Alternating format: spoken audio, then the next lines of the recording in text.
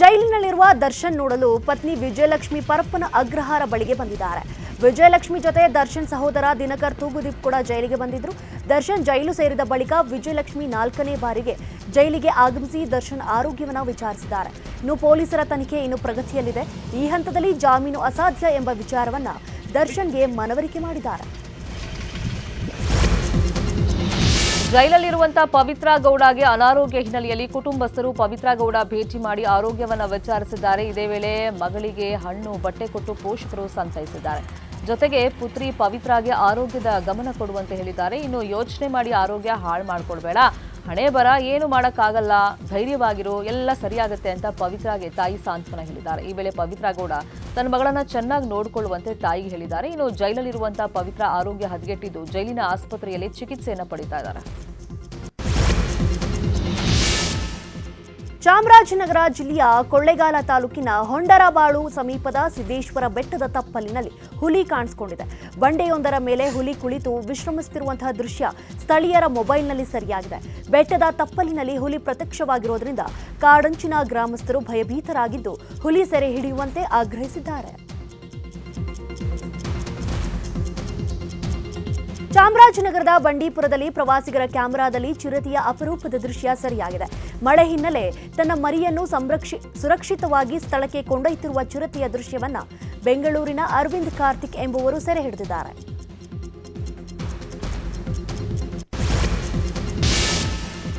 ಅತಿಥಿ ಶಿಕ್ಷಕಿ ಕೆಲಸದಿಂದ ಬಿಡುಗಡೆಯಾಗಿದ್ದ ವನಿತಾ ಎಂಬುವರ ಖಾತೆಗೆ 2 ತಿಂಗಳ ಸಂಬಳ ವರ್ಗಾಯಿಸಿ ದುರುಪಯೋಗಪಡಿಸಿಕೊಳ್ಳಲಾಗಿದೆ ಅಂತ ಆರೋಪಿಸಲಾಗಿದೆ. ಕೋಲಾರ ಜಿಲ್ಲೆಯ ಶ್ರೀನಿವಾಸಪುರ ಪಟ್ಟಣದ ಪ್ರಾಥಮಿಕ ಶಾಲೆಯಲ್ಲಿ ಘಟನೆ ಸಂಭವಿಸಿದೆ. ಶಾಲಾ ರಿಜಿಸ್ಟರ್ನಲ್ಲಿ ನಕಲಿ ಸಹಿ ಸೃಷ್ಟಿಸಿ 2 ತಿಂಗಳ ವೇತನವನ್ನು ಪಡೆದುಕೊಂಡು ದುರುಪಯೋಗ ಮಾಡಿದ್ದಾರೆ ಅಂತ ಶಿಕ್ಷಕಿ ವನಿತಾ ದೂರಿದ್ದಾರೆ. ವಿವಿಧ ಬೇಡಿಕೆಗಳ ಈಡೇರಿಕೆಗೆ ಆಗ್ರಹಿಸಿ ಮೈಸೂರಿನ ಮೆಸ್ಸಿನ ಆಸ್ಪತ್ರೆ ಸಿಬ್ಬಂದಿ ಅನಿರ್ದಿಷ್ಟಾವಧಿ ಧರಣಿಯನ್ನು ನಡೆಸಿದ್ದಾರೆ. ಕಳೆದ 4 ತಿಂಗಳಿಂದ ಸಿಬ್ಬಂದಿಗೆ ಸಂಬಳ ನೀಡದ ಆಡಳಿತ ಮಂಡಳಿ ವಿರುದ್ಧ ಕಾರ್ಮಿಕರು ಆಕ್ರೋಶವನ್ನು ಹೊರಹಾಕಿದ್ದಾರೆ. ಇಎಸ್ಐ, ಪಿಎಫ್, ಎಲ್ಐಸಿನಲ್ಲೂ ಕೂಡ ನಮಗೆ ವಂಚನೆ ಆಗಿದೆ ಅಂತ ನೌಕರರು ಆರೋಪ ಮಾಡಿದ್ದಾರೆ. ಪ್ರತಿಭಟನೆಯಲ್ಲಿ 100 ಜನ ಪಾಲ್ಗೊಂಡಿದ್ದರು.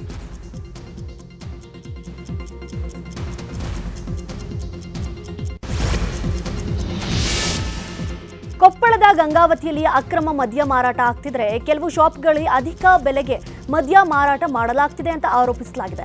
ಈ ಬಗ್ಗೆ ಕ್ರಮ ಕೈಗೊಳ್ಳಬೇಕು ಅಂತ ಗಂಗಾವತಿಯ ಅಬಕಾರಿ ಇಲಾಖೆಯ ಮುಂದೆ ಕರ್ನಾಟಕ ದಲಿತ ಸಂಘರ್ಷ ಸಮಿತಿ ಪ್ರತಿಭಟನೆ ನಡೆಸಿತು. ಗಂಗಾವತಿ, ಕನಕಗಿರಿ, ಕಾರಟಗಿಯಲ್ಲಿ ವ್ಯಾಪಕವಾಗಿ ಅಕ್ರಮ ಮದ್ಯ ಮಾರಾಟ ಮಾಡಲಾಗ್ತಿದ್ದು ಎಂಆರ್ಪಿಗಿಂತ ಹೆಚ್ಚಿನ ದರ ವಸೂಲಿ ಮಾಡಲಾಗ್ತಿದೆ. ಇಂಥವರ ವಿರುದ್ಧ ಕ್ರಮ ಕೈಗೊಳ್ಳಬೇಕು ಅಂತ ಒತ್ತಾಯವನ್ನು ಮಾಡಲಾಗಿದೆ. ಏನೇನಪ್ಪ ಅಂದ್ರೆ ಚುನಾಯಿತ ಪ್ರತಿನಿಧಿಗಳಿಗೂ ಕಾನೂನು ಪ್ರಕಾರ ಅವ್ರದ್ದು ಜವಾಬ್ದಾರಿ. ಅವನು ತನ್ನ ವಾರ್ಡನ್ನು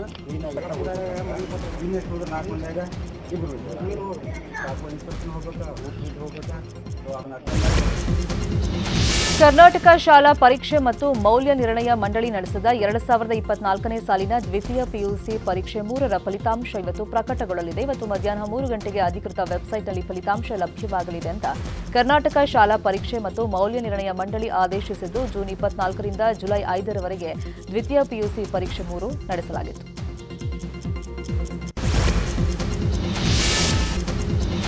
ನೀಟ್ ಪರೀಕ್ಷೆ ಬರೆದ ವಿದ್ಯಾರ್ಥಿಗಳನ್ನು ಟಾರ್ಗೆಟ್ ಮಾಡ್ತಾ ಇದ್ದ ಅಂತಾರಾಜ್ಯ ವಂಚಕನನ್ನು ಅರೆಸ್ಟ್ ಮಾಡಲಾಗಿದೆ. ಹೈದರಾಬಾದ್ ಮೂಲದ ಅರವಿಂದ್ ಅರಗೊಂಡ ಎಂಬಾತನನ್ನು ಬೆಳಗಾವಿ ಪೊಲೀಸರು ಅರೆಸ್ಟ್ ಮಾಡಿದ್ದಾರೆ. ನೀಟ್ ಪರೀಕ್ಷೆಯಲ್ಲಿ ಕಡಿಮೆ ಅಂಕ ಪಡೆದ ವಿದ್ಯಾರ್ಥಿಗಳನ್ನು ಟಾರ್ಗೆಟ್ ಮಾಡಿ ಮೆಡಿಕಲ್ ಸೀಟನ್ನು ಕೊಡಿಸೋದಾಗಿ ಈತ ನಂಬಿಸ್ತಾ ಇದ್ದಂತೆ. ಬೆಳಗಾವಿ ನಗರದಲ್ಲಿ 10 ಜನರಿಗೆ 1,08,00,000 ರೂಪಾಯಿ ವಂಚನೆಯನ್ನ ಮಾಡಿದ್ದಾನೆ. ಬಂಧನದಿಂದ 12 ಲಕ್ಷ ನಗದು, 12 ಕಂಪ್ಯೂಟರ್, 1 ಲ್ಯಾಪ್ಟಾಪ್ ಜಪ್ತಿ ಮಾಡಲಾಗಿದೆ. ನೀಟ್ ಪ್ರಶ್ನೆ ಪತ್ರಿಕೆ ಸೋರಿಕೆ ಪ್ರಕರಣಕ್ಕೆ ಸಂಬಂಧಿಸಿದಂತೆ ಸಿಬಿಐ ತನಿಖೆ ಬಹುತೇಕ ಮುಕ್ತಾಯಗೊಂಡಿದೆ. ತನಿಖೆ ಬಗ್ಗೆ ಸಿಬಿಐ ಸುಪ್ರೀಂ ಕೋರ್ಟ್ಗೆ ವರದಿ ಸಲ್ಲಿಸಿದೆ. ಪರೀಕ್ಷಾ ವೇಳೆ ಯಾವುದೇ ಅವ್ಯವಹಾರ ನಡೆದಿಲ್ಲ ಹಾಗೂ ಪ್ರಶ್ನೆ ಪತ್ರಿಕೆ ಸೋರಿಕೆ ಹಿಂದೆ ಯಾವುದೇ ಗ್ಯಾಂಗ್ ಭಾಗಿಯಾಗಿಲ್ಲ. ಇನ್ನು ಪ್ರಶ್ನೆ ಪತ್ರಿಕೆ ಇರಿಸಿದ ಸ್ಥಳದಲ್ಲಿ ಯಾವುದೇ ರೀತಿಯ ಲೋಪಗಳಾಗಿಲ್ಲ. ಪ್ರಶ್ನೆ ಪತ್ರಿಕೆ ಸೋರಿಕೆ ಕೆಲವು ಪ್ರದೇಶಗಳಿಗೆ ಮಾತ್ರ ಸೀಮಿತವಾಗಿತ್ತು. ಪ್ರಶ್ನೆ ಪತ್ರಿಕೆ ಸೋರಿಕೆಯಿಂದ ಯಾರೆಲ್ಲ ಫಲಾನುಭವಿಗಳಿದ್ದಾರೆ ಎಲ್ಲರನ್ನ ಪತ್ತೆ ಹಚ್ಚುವ ಕ್ರಮ ಆಗ್ತಿದೆ ಅಂತ ಸರ್ಕಾರದ ಉನ್ನತ ಮೂಲಗಳಿಂದ ಮಾಹಿತಿ ಲಭ್ಯವಾಗಿದೆ.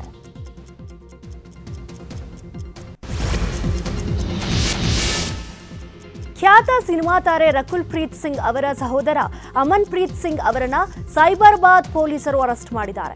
ಡ್ರಗ್ಸ್ ಸಂಬಂಧಿತ ಪ್ರಕರಣಕ್ಕೆ ಸಂಬಂಧಿಸಿದಂತೆ ಅಮನ್ ಪ್ರೀತ್ ಅವರನ್ನು ಬಂಧಿಸಲಾಗಿದೆ. ಮೂಲಗಳ ಪ್ರಕಾರ 4 ನೈಜೀರಿಯನ್ ಪ್ರಜೆಗಳಿಂದ 2 ಕೋಟಿ ಮೌಲ್ಯದ 200 ಗ್ರಾಂ ಕೊಕೇನ್ ಖರೀದಿಸುತ್ತಿರುವಾಗ ಅಮನ್ ಪ್ರೀತ್ರನ್ನ ಅರೆಸ್ಟ್ ಮಾಡಲಾಗಿದೆ. ಈ ಹಿಂದೆ ಡ್ರಗ್ಸ್ ಕೇಸ್ ಹಾಗೂ ಅಕ್ರಮ ಹಣ ವರ್ಗಾವಣೆ ಪ್ರಕರಣದಲ್ಲಿ ರಕುಲ್ ಪ್ರೀತ್ ಸಿಂಗ್ ಅವರಿಗೂ ಇಡಿ ಸಮನ್ಸ್ ನೀಡಿತು. ಭಾರತದಲ್ಲಿ ಟಿ20 ವಿಶ್ವಕಪ್ ಜ್ವರ ಕೊಂಚವೂ ಇಳಿದಿಲ್ಲ. ಈ ನಡುವೆ ಟಿ20 ವಿಶ್ವಕಪ್ ತಂಡದಲ್ಲಿ ಪಾಲ್ಗೊಂಡಿದ್ದಂಥ ಆಟಗಾರರು ತಮ್ಮ ತವರಿಗೆ ಮರಳುತ್ತಾ ಇದ್ದು ಅವರನ್ನು ಬರಮಾಡಿಕೊಳ್ಳುವುದಕ್ಕೆ ಜನಸಾಗರವೇ ಸೇರ್ತಾ ಇದೆ. ಅದರಂತೆ ಟಿ20 ವಿಶ್ವಕಪ್ನಲ್ಲಿ ಉಪನಾಯಕತ್ವ ವಹಿಸಿಕೊಂಡು ತಂಡವನ್ನು ಗೆಲುವಿನತ್ತ ಮುನ್ನಡೆಸಿದ್ದ ಹಾರ್ದಿಕ್ ಪಾಂಡ್ಯಗೆ ತವರಿನಲ್ಲಿ ಭರ್ಜರಿ ಸ್ವಾಗತ ಸಿಗಿದೆ. ಹಾರ್ದಿಕ್ ಪಾಂಡ್ಯರನ್ನು ಸ್ವಾಗತಿಸಲು ವಡೋದರದಲ್ಲಿ ಜನಸಾಗರವೇ ಸೇರಿತ್ತು.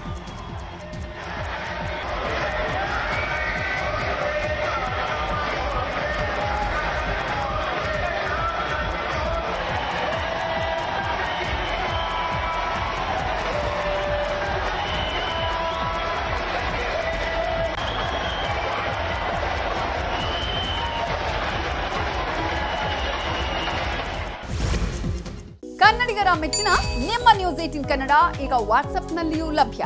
ಕರ್ನಾಟಕ ಮತ್ತು ದೇಶ ವಿದೇಶದ 360 ಡಿಗ್ರಿ ಸುದ್ದಿ ವಿವರವನ್ನ ನೀವು ನಿಮ್ಮ ಕೈ ಬೆರಳುಗಳಲ್ಲಿಯೇ ಪಡೆಯೋದಿಕ್ಕೆ ಈ QR ಕೋಡ್ ಅನ್ನು ಸ್ಕ್ಯಾನ್ ಮಾಡಿ. ನಮ್ಮ ಚಾನೆಲ್ ಅನ್ನು ಫಾಲೋ ಮಾಡಿ, ನೋಟಿಫಿಕೇಶನ್ ಆನ್ ಮಾಡಿ.